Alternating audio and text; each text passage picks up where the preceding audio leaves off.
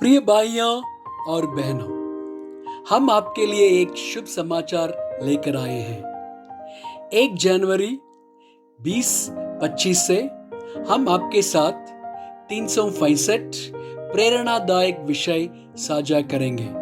साल के हर दिन हम हर एक विषय और उससे संबंधित वचनों को पोस्ट करेंगे। हम आपको इन संदेशों को सुनने, चिंतन करने और आत्मसात करने के लिए प्रोत्साहित करते हैं। यह संदेश आपके जीवन को आशीर्वाद दें और आपके विश्वास को मजबूत करें। कृपया हमारे इस कार्यक्रम को सब्सक्राइब करें और इसे अपने मित्रों और परिवार के साथ साझा करें। धन्यवाद।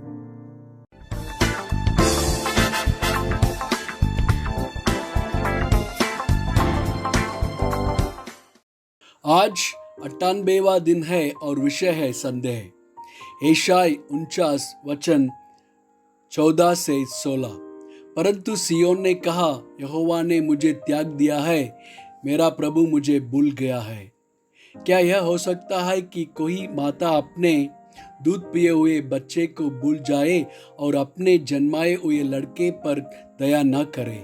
हाँ, वह तो भूल सकती है, परंतु मैं तुझे नहीं भूल सकता। देख, मैंने तेरा चित्र हथेलियों पर खोद कर बनाया है। तेरी शहरपना सदैव मेरी दृष्टि के सामने बनी रहती है। मत्ती 8 वचन 25 से 27। तब उन्होंने पास आकर उसे जगाया और कहा, ए प्रभु, हमें बचा, हम नाश हुए जाते हैं। उसने उनसे कहा, हे अल्पविश्वासियों, क्यों डरते हो? तब उसने उठकर आंधी और पानी को डांटा और सब शांत हो गया। और लोग अचंभा करके कहने लगे कि यह कैसा मनुष्य है कि आंधी और पानी भी उसकी आज्ञा मानते हैं। मत्ती 14 वचन 24 से 33। उस समय नाव झील के बीच लहरों से डगमगा रही थी, क्योंकि हवा सामने की थी। और वह रात के चौथे पहर झील पर चलते हुए उनके पास आया। चेले उसको झील पर चलते हुए देखकर घबरा गए और कहने लगे, वह भूत है, और डर के मारे चिल्ला उठे।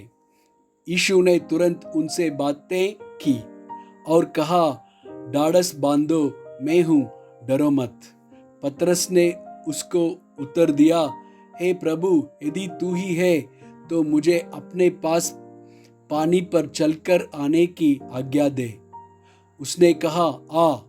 तब पतरस नाव पर से उतरकर यीशु के पास जाने को पानी पर चलने लगा, पर हवा को देखकर डर गया और जब डूबने लगा तो चिल्लाकर कहा, ए प्रभु, मुझे बचा।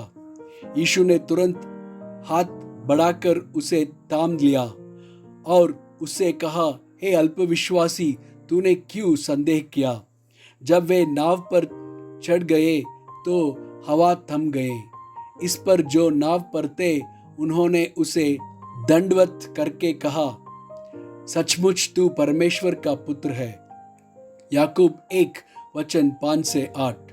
पर यदि तुम में से किसी को बुद्धि की गटी हो तो परमेश्वर से मांगे, जो बिना उलाहना दिए सबको उदारता से देता है, और उसको दी जाएगी।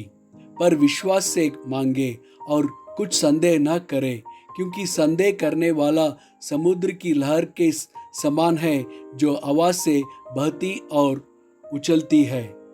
ऐसा मनुष्य यह न समझो कि मुझे प्रभु से कुछ मिलेगा। वह व्यक्ति दुचित्ता है और अपनी सारी बातों में चंचल है। आमीन।